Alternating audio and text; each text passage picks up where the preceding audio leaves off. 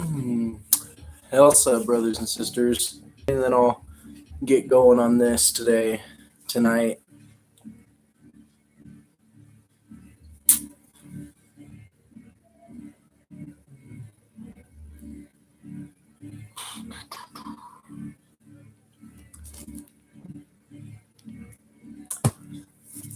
Wait about 60 more seconds, then I'm just gonna start.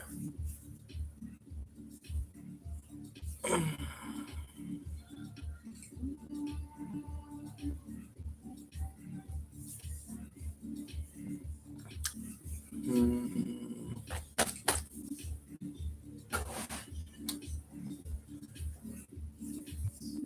All right. Well, so today I'm going to be talking about Odin, who's known in Wotanaz, the Wanderer, Old One Eye, Mithrandir. He goes by many different names depending on what region you're from, where you came from, who your people were. Germans called him one thing, Icelandics called him another, same with the Norwegians and Swedish. But he had a different name for everywhere he went. And to kind of talk about Odin, you got to talk about the creation myth a little bit. I'm not going to go too in depth with that today because I'll do a whole segment just on the creation myth. But at the beginning, there was nothing. There was just the vast openness, which was Genungagat. And at one end, you had the realm Niflheim, which was cold.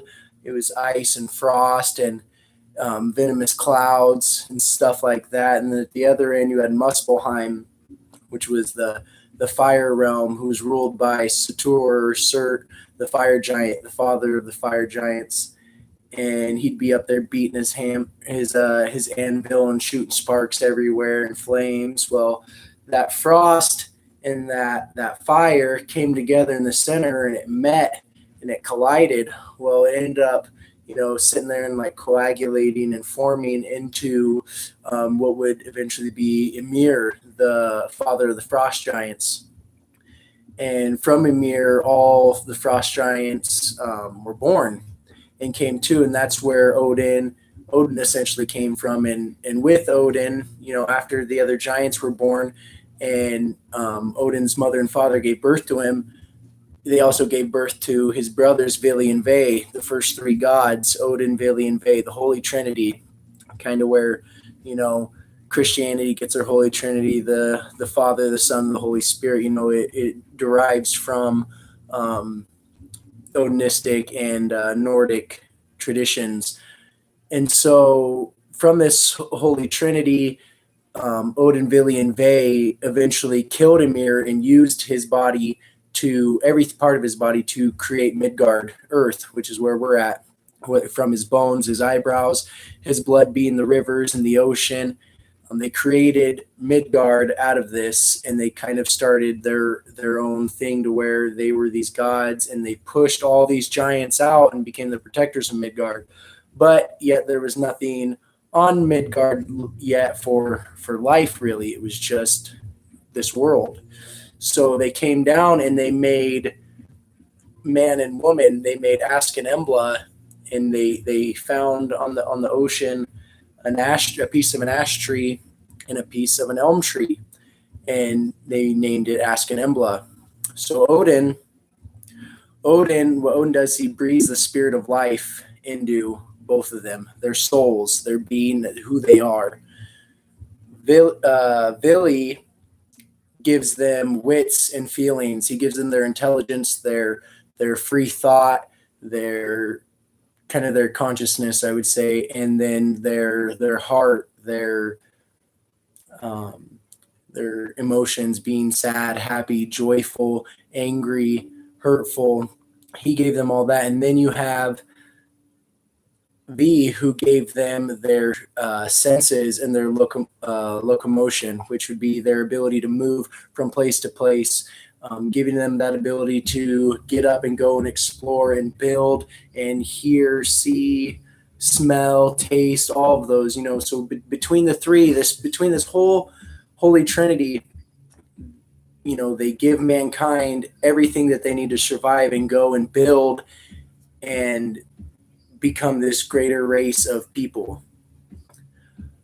From there, Odin's known as the personification of the life force or the Viril. And to kind of talk about that real briefly, in the very beginning, how I talked about in Gap there was nothing. Well, that was all part of everything that happened, was all part of the Allfather's plan, the Allfather that hadn't taken form yet. Odin is a form of the Allfather. The Allfather's always been around before there was anything. There was always the Allfather. And this being that is now Odin, who's taken form from this Viril, this vast amount of energy and power, he had reincarnated himself into Odin. And he does this multiple times, not even just as in Odin, but in Balder later on in his life. When Balder's born, that is another part of Odin, because Odin knew eventually he was going to die. And he used that as being able to come back after Ragnarok. And same goes along with Vili and Ve. The whole Holy Trinity, that's all part of Odin. The three are Odin in separate forms. Odin is the father of our race. He created us with Vili and Ve, which are him. And he's also known as the betrayer of heroes. And a lot of people don't understand this or don't get this or forget this fact that he is the betrayer of heroes. And that's why I think it's funny when a lot of people see him as their patron deity, because he's not I wouldn't call him a dishonest God, but he's not an honest God. And he doesn't betray his heroes out of spite or jealousy or anything like that. Odin betrays his heroes in a way that he'll, his great heroes, the great warriors, he'll tell them that they're going to win in a battle, or he tell them, oh, go do this battle and you'll be victorious and you'll get all these riches, or you'll be king, or whatever that hero is seeking. And he does this knowing he's leading them to their death, so he could have them in Valhalla. And so when I'm talking about that, Odin's he's not a god of love or peace or joy. He's a god of death. He's a god of war. He's the god of reincarnation, of evolution, of all these things. It's not, not necessarily all good things. There's a lot of, not negativity, but there's a lot of deep and more into what he really is than a lot of people think about. Odin is also the master of skaldcraft, which is poetry. And I'll talk about the meat of poetry here in a little bit, which Odin has drank from after he stole it and secured it. But the way that he would write or talk would inspire people, or the gods. He had a way of words, still has a way with words about how he talks about things. And then he is also a master of the Galder science. And the Galder science is runic shamanism. It is a way that you can use the runes to bring together the Viril. It's so you can channel the Viril and reshape yourself or your mentality or your spiritual connection with the gods, or whatever you would like to reshape it into. Some physical descriptions of Odin. So when I think about physical descriptions of Odin, I think about two different aspects. I think of his Asgardian aspect, while he's up in Asgard in one of his halls, where he's, donned in armor, and he's got his helmet and he's wielding Gungnir, and he's got his wolves and his ravens by him, where he's kind of middle-aged, not so much old, but a little bit older, but real big and strong. And then you got the Wanderer, which is usually the version people will see of Odin if they're meditating, or if they're out in the wilderness, or if they're out exploring somewhere. And when Odin dons this Wanderer, he's older, and usually in a hood and a cape, and he always carries Gungnir, so he'd still have his Gungnir spear with him, but he's more of that calm, and I'm trying to think of the word. I don't know if methodical would be the right word, but to where he goes around and he tests people, their hospitality and their courage and their honor and all these things. He does that to test people, to test their character, to see if they're worthy of him, to see if they're noble people. And he's been known to do this, all throughout history. Um, Odin is also the leader of the Wild Hunt. Wild Hunt is where Odin would go around and he'd take souls of warriors or honorable people, and he'd take them up to Asgard. Um, there was a tradition, I can't remember what it was, they used to do to kind of protect themselves from that. But Odin, leads the Wild Hunt on his 8-legged horse Sleipnir, and I'll talk about Sleipnir here a little bit too. He, of course, he's the creator of the runes.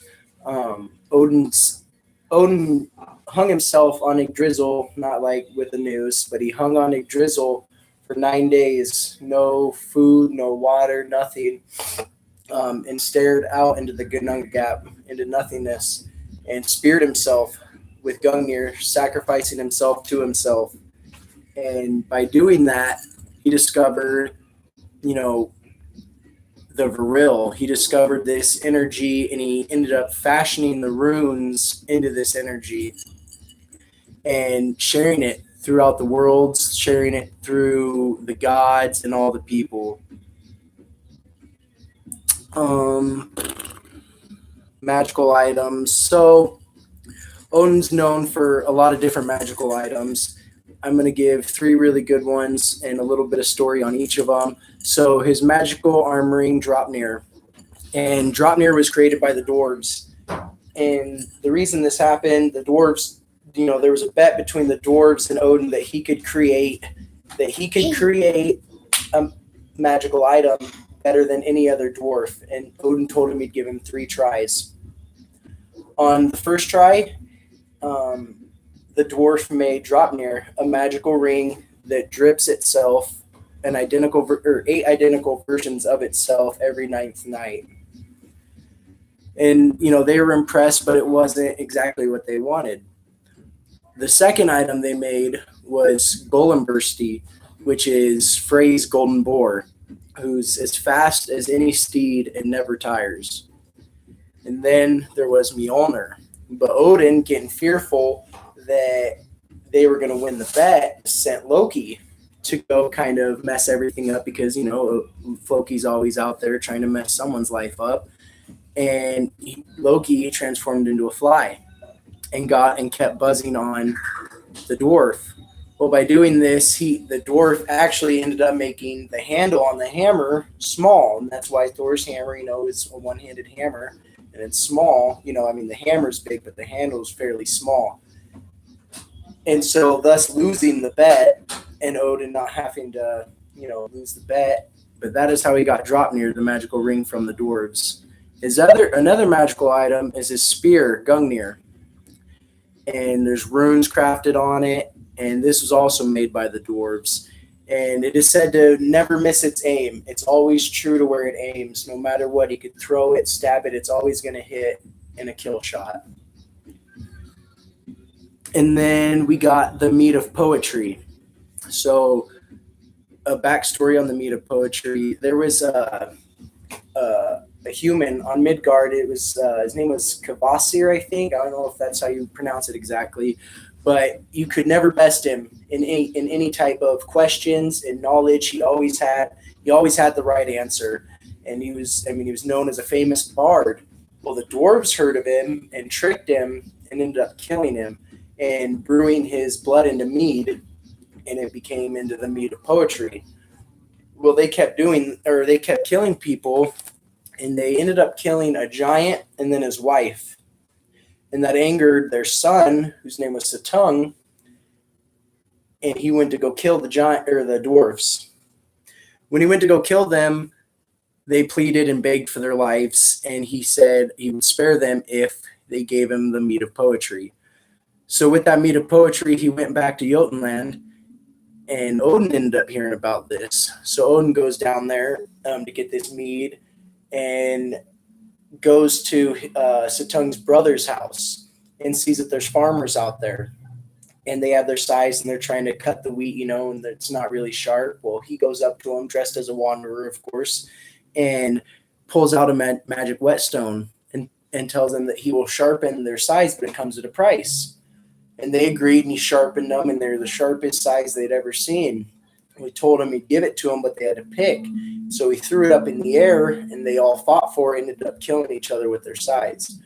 So what Odin does is goes to Suttung's brother's house and tells him what happened, hoping he would get the meat of poetry from his brother. And he tells him that he's not allowed to do that, but he would go talk with his brother with him.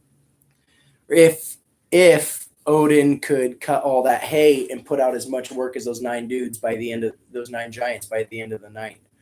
So Odin, of course, completes this task, and his brother takes him to Suttung. Well, Suttung tells him that it's guarded by Gunlog, but that they will get him the mead. Well, they tried betraying him twice by digging holes down into Gunlog's cave, but being too short. Well, on the 3rd try, Odin turned into a snake and goes down and woos Gunlog and gets the mead and leaves, and they realize that it's Odin, so he turns into an eagle and goes and then has this mead of poetry up in Asgard, which he disperses to mortals and to people to give them that really good speech, that poetic narrative, I would say, so they could speak better and tell their stories better, and be bards essentially. And he gives it to the gods and goddesses as well. After the mead of poetry, it's not really an item, it's an animal, but it's Sleipnir, which is Odin's magical 8-legged horse. And to get into that story, another quick story, is there was a giant, and I can't remember his name right now, forgive me, but Odin wanted a wall built around Asgard, and this giant said he could do it faster than anybody. And there was a bet, of course, because Odin liked betting with the giants and trying to outsmart them. He's always trying to outsmart everybody. And took this bet. Well, this giant had a really good plow horse who would bring all of his stuff super, super fast. Well, this giant was winning on the bet and was about to win. And on the last night, Odin told, of course, Loki to sabotage this and to make it right so they don't lose. So Loki turns into a mare.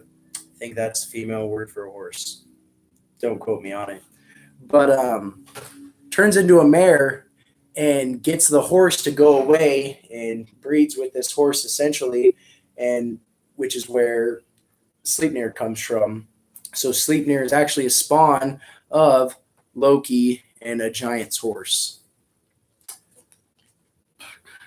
Oh, also about Sleipnir, no one but Odin is allowed to ride Sleipnir, except for on one occasion when Balder died and went to hell when he was slayed by his brother Hoder.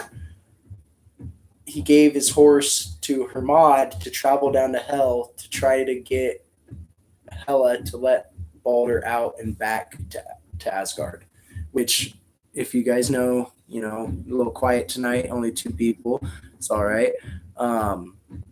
Hela wasn't going to give Balder back. Balder stays in hell until Ragnarok. Odin's halls and his throne. So Odin has 3 major halls. To start it off, he's got his hall Valaskioth. And in this hall is his throne, Hlidskioth, which only Odin's allowed to sit in. And Odin sits in this hall, and where it's sitting in Valaskioth, he could see all the realms. He could see all the worlds and everything that's going on. Not all at once, but if he wants to look somewhere, he can see it. And this is, the throne of, this is like the throne of the king of gods. It's not something that anyone's just going to be able to sit in. You'll read different stories, or different interpretations of books people have written, and it said sometimes Frigga was allowed to sit in it when Odin was gone, and that doesn't really sit too well with me. I don't really believe in that. So, when I think about it, if I was a king, I wouldn't let, anyone but me sit in my seats. You always have a king's chair and then a queen's chair, So when I look at it, that's Odin's throne. That's where he sits. He's not going to let someone come sit in it, especially someone, he's married to Frigga, but if you read, Odin's always sleeping with a giantess or Freya or someone else other than Frigga, even though they have 2 kids together.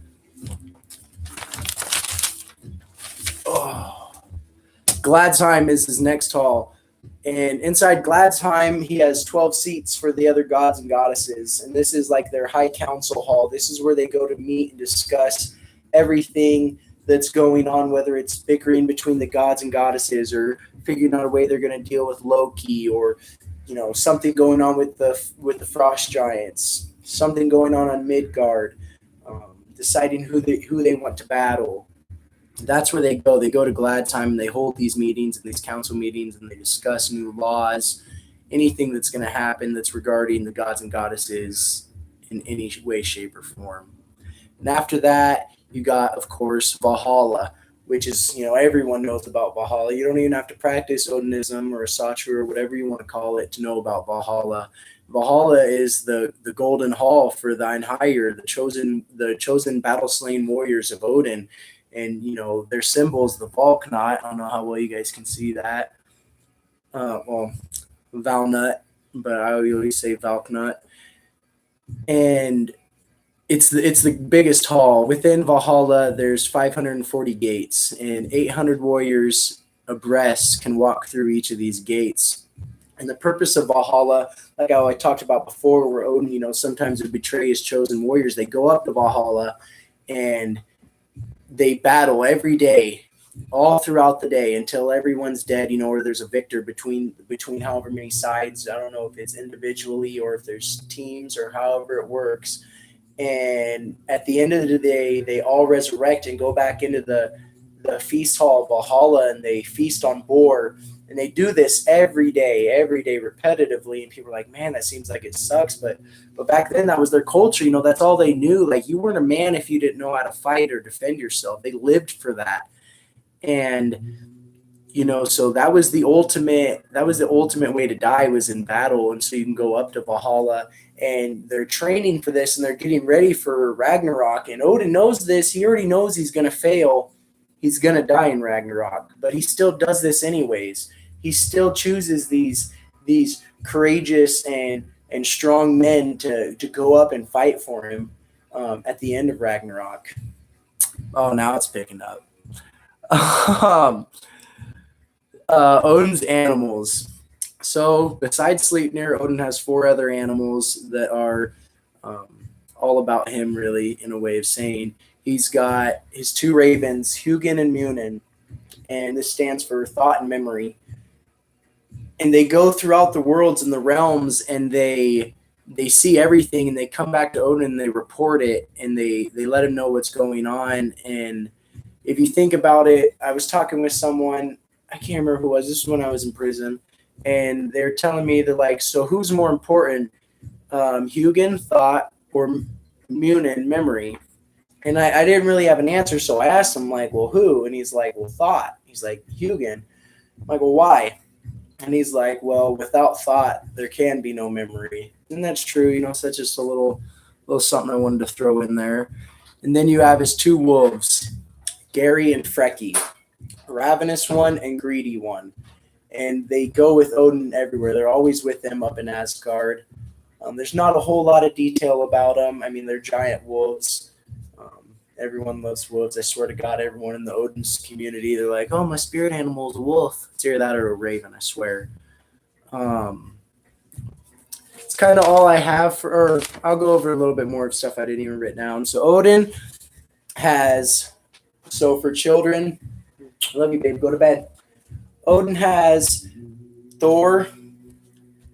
A lot of people think Thor's mother is Frigga.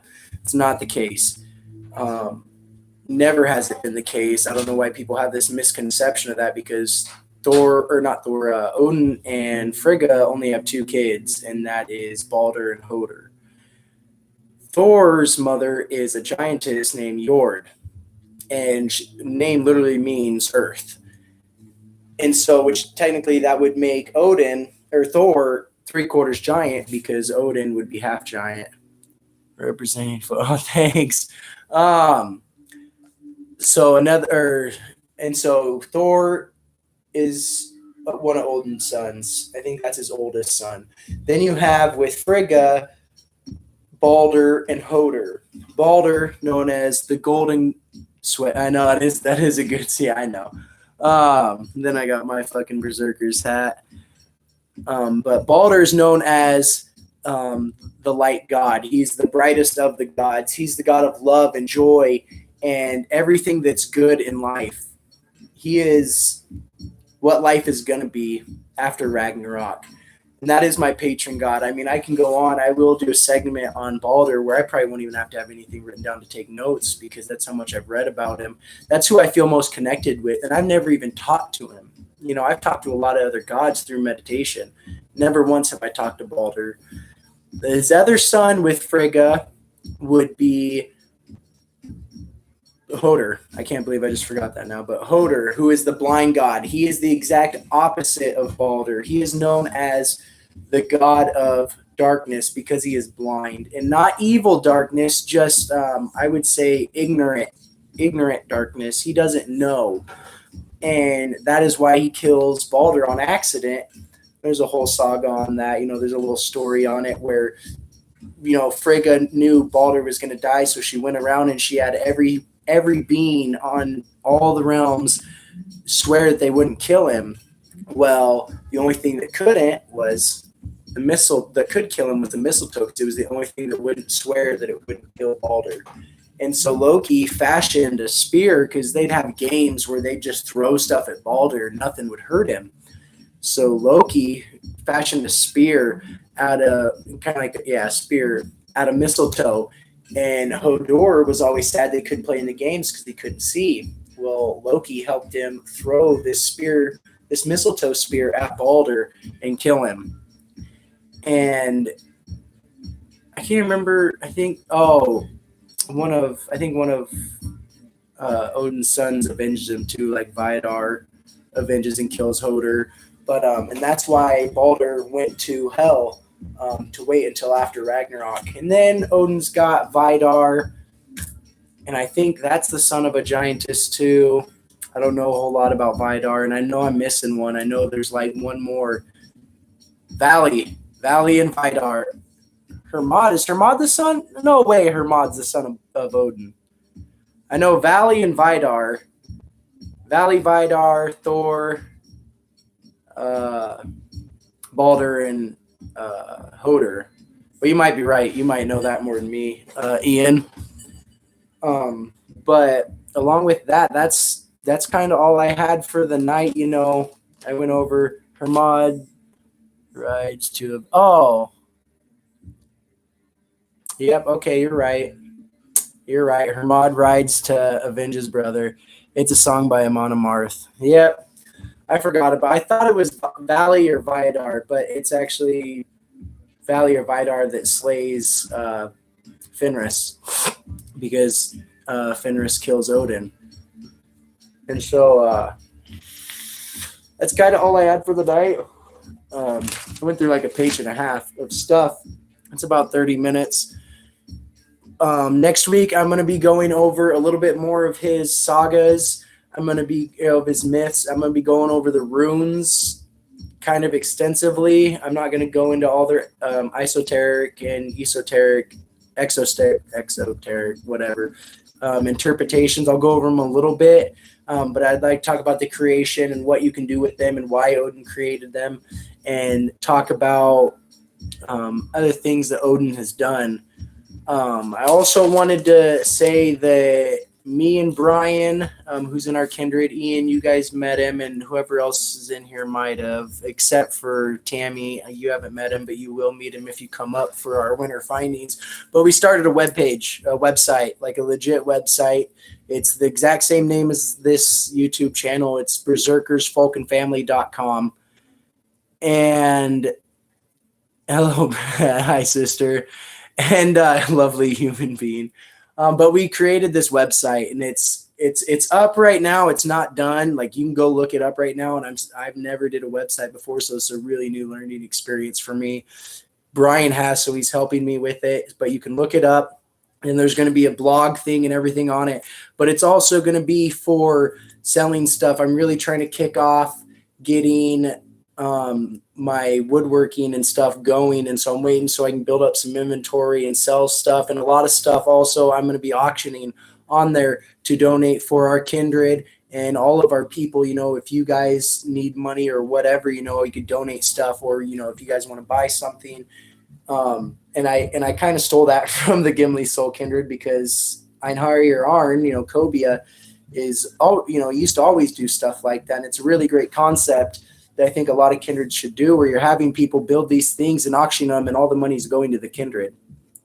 Because not everyone has really good jobs like me and Ian or Dale or Eric Lane or whoever. It's sometimes, man, months get tight, and it's really nice to have those brothers and sisters that could provide and have that industriousness where they're building their own things and sharing it with another kindred and getting something back in return. No, we have to get revenue in order to get land and build. Oh, yeah, that too. That's actually what we just talked about at our last meeting, because I seen you guys were talking about that as well, about getting land so you can build a Hof. And that's one of our long-term plans. We're smaller than you guys right now. You guys have, I don't know what you have solid, but I know what you got. I know what you guys got on your Wyoming Heathen page. It's like 160 people. And that's one of our long-term goals, to get some land up here in Montana. It doesn't even have to be a lot, but I'd like to be with no one around us where we could build this temple to whoever. I prefer Balder, but we'll vote on it, of course. But that I'm really glad that you guys are doing that. I seen you guys are 15 Gimli Soul and Casper, I believe. Yeah, well, yeah, that are actual hammered in members. But yeah, that's a huge goal that all these kindreds need to be setting up for. I was going to ask you, Ian, so I didn't have to call you. I've seen you guys just post like a picture, or Sean posted a picture. Was that new? Did you guys just go do something? Oh, wait a minute.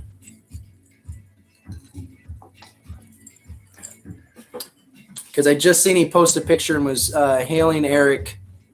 And it looked like he was in the Casper Mountains. For sure it was in the Casper Mountains.